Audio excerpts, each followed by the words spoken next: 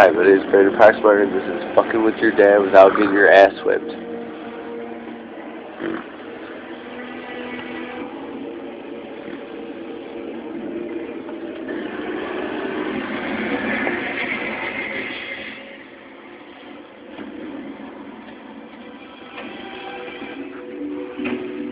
You the guys from Washington? You have many other visitors out here? How long have you been on strike? Since this morning. A Russian oil team called it in about 18 hours ago. How come nobody spotted it before? Really not that surprising. This landscape is changing all the time. You have any idea what this thing is exactly? I don't know. I don't think so. You know, we don't have the equipment for a job like this. How long before we can start craning it out? I think you're quite understand.